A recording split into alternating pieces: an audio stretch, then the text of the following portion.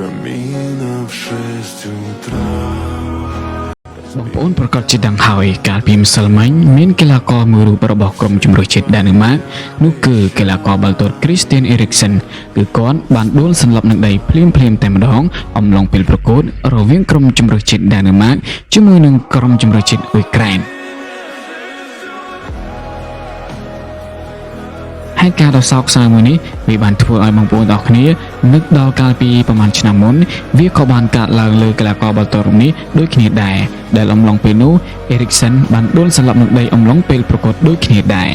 ហើយការផ្ទុំទួននឹងដដែលបែបនេះវាធ្វើឲ្យបងប្អូនជាច្រើនងឿងឆ្ងល់ហើយក៏ជាសំណួរសួរថាហើយអ្វីកីឡាកររូបនេះមិនព្យាបាលឲ្យជាសះស្បើយទុកឲ្យជំងឺនេះរហូតមកដល់សពថ្ងៃតើកីឡាករបាល់ទាត់រូបនេះ Eriksen មិនមានលុយព្យាបាលទេមែនទេបងប្អូនទាំងអស់គ្នាបើយើងនិយាយពីទ្រព្យសម្បត្តិលុយកាក់ភាពហឺហាភាពទាន់សម័យសង្ឃថាពួកគេដេកចាយលុយរបស់ពួកគេស្ទើរតែពេកមួយជីវិតរបស់ពួកគេក៏ចាយមិនអស់ផង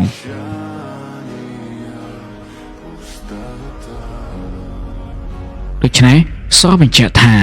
ទោះយើងមានទ្រព្យសម្បត្តិទោះយើងមានលុយចាយមិនអស់ក៏ប៉ុន្តែលុយចាយទាំងអស់នោះទ្រព្យសម្បត្តិទាំងអស់នោះมันអាចទិញអាយុជីវិតបានទេมันអាចទិញជំងឺឲ្យចេញពីរូបរាងកាយយើងបាននោះទេហើយចុងក្រោយយើងនៅតែស្លាប់នេះគឺជាចម្លើយយើងមានលុយហេតុអ្វីយើងមិនអាចគេចផុតពីជំងឺបានហេតុអ្វីយើងមិនអាចទិញជំងឺឲ្យចេញពីរូបរាងកាយយើងបាន